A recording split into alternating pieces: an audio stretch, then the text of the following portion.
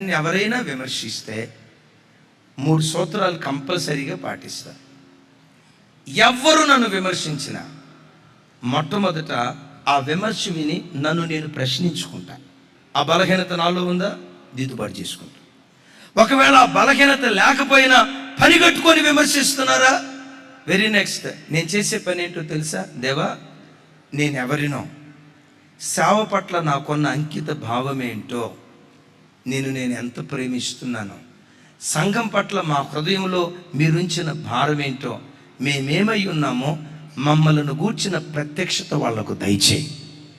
అయినా విమర్శించారనుకో, అప్పుడు నాకు ఒక సామెత గుర్తొస్తుంది.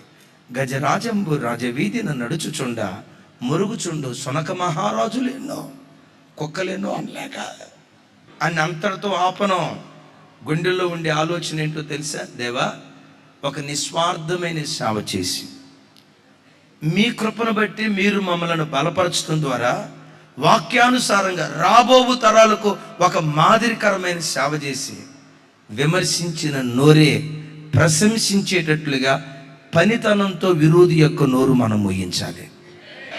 ఇప్పుడు నీ పిల్లలు శుభ్రంగా టై వేసుకొని టక్ వేసుకొని ఆ స్కూల్కి మంచి యూనిఫామ్ వేసుకొని స్కూల్కి వెళ్తున్నారు అనుకోండి, ఎవరైనా మీ పేదరికాన్ని బట్టి మంచి స్కూల్లో పిల్లలను చదివించాలి, పేదలమైన మంచి చదువు ఇవ్వాలని వాళ్ళు మంచి స్కూల్లో జాయిన్ చేసి చదివిస్తున్నారు అనుకోండి, పెద్ద కలెక్టర్ గారు వచ్చారు అని అంటంతో మమ్మల్ని పట్టుకొని మా పిల్లల్ని పట్టుకొని ఇట్లా అంటే చదువు వాళ్ళకైనా మా పిల్లలకు వద్దా, ఏడవద్దు. మెల్లిగా మనసులో, దేవా ఆవిడ అదిగో అనండి ఒకసారి. ఎగతాళిగా అన్నారు కదా, ఆ మాట స్థిరపరచుదు కాక.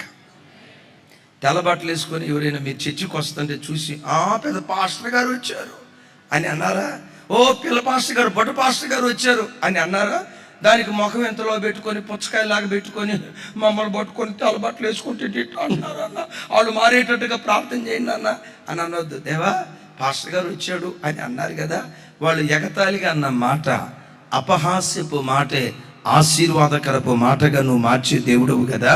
ఆ అపహాస్యపు మాటే నా బిడ్డల జీవితాల్లో నువ్వు స్థిరపరిచాయా, ఆ మాట నువ్వు నెరవేర్చాయా అని ఆ వాగ్దానాన్ని పట్టుకొని ఏం చేయాలో తెలుసా? నువ్వు కలెక్టర్ అయిన తర్వాత, నువ్వు పాస్టర్ అయిన తర్వాత, ఆ స్థితికి వచ్చిన తర్వాత నీ పనితనాన్ని చూపించి సూపరాను విమర్శించిన నోరే ప్రశంసించేటట్లుగా నీ పనితనము ద్వారా విరోధుల నోళ్ళు నువ్వు మూయించాలి.